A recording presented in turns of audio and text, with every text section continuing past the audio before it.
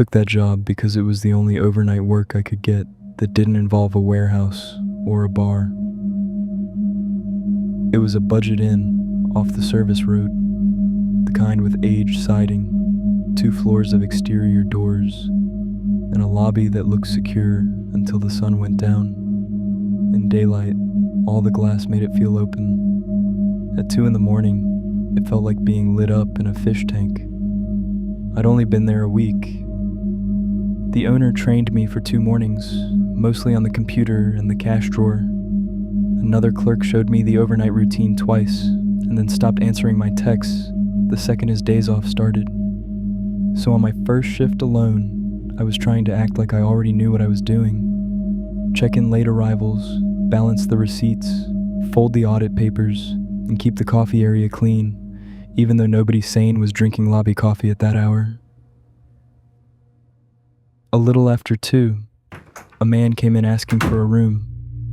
Nothing about him was dramatic enough to justify refusing him. He wasn't loud. He wasn't visibly drunk. He looked tired, sunburned across the nose, carrying no bag I could see. While I ran his card, he kept rubbing the heel of his hand against the counter like he was trying to wipe something off it. He asked which side of the building the room was on. Then he asked if the upstairs walkway wrapped all the way around. I told him no, just the front and east side. He nodded as that mattered. I put him in 212, second floor, end of the rail, away from the vending machine and the ice unit. Maybe 4 minutes later, he was back. He didn't storm in. That would have been easier. He opened the door halfway and stood there with the key sleeve bent in his fist. He said the card wasn't working. I apologized, remade it, and slid it over. He didn't take it right away. "Are you sure that's the room you gave me?" I pointed to the number on the sleeve, 212. He stared at me for another second, then took the card and left. That should have been the end of it. People demagnetize keys all the time. They stick them next to their phones, bend them, scrape them against anything in a pocket. I knew that even then. But I couldn't settle back into my chair after he left. I kept glancing up at the camera monitor.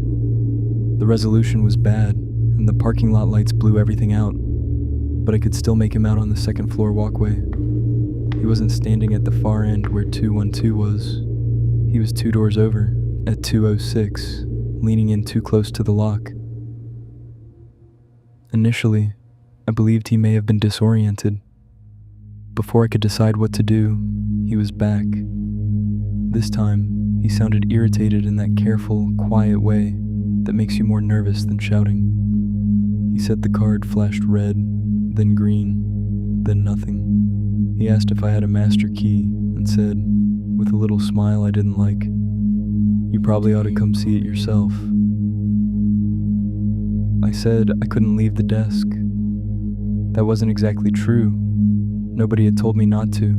I just didn't want to be outside with him. He stood there a moment longer, one hand still on the lobby door, looking past me into the back office like he was checking whether anyone else was around.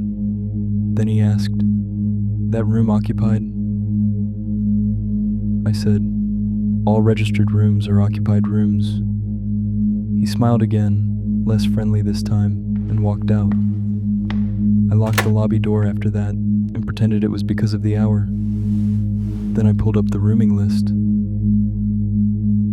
206 was occupied by a middle-aged lady who had checked in before my shift.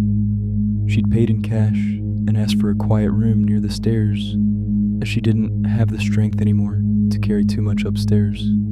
I remembered her because she'd thanked me in a warm, almost maternal way for finding her a ground floor room, which, after housekeeping delays, she ended up on the second floor anyway.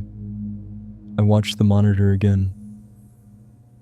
He was back on the walkway, not at 212, at 206. He swiped the card a few times, then bent toward the window beside the door and looked through the slit in the curtain. He wasn't trying to get into his room. He was checking whether he could get into hers. I called her room phone. After what felt like forever, she answered, sleepy, and wary.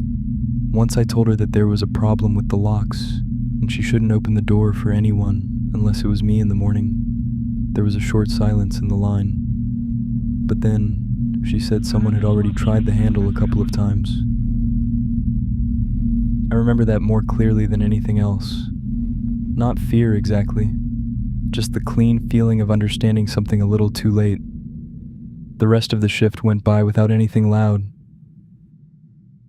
Nothing else happened that night. Nothing anyone would want to hear about anyway.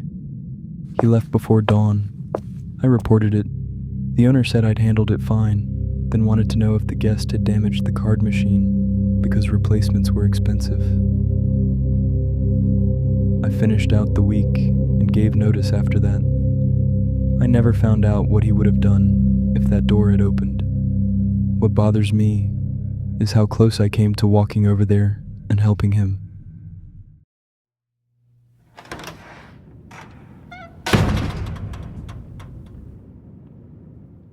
Like, share, subscribe.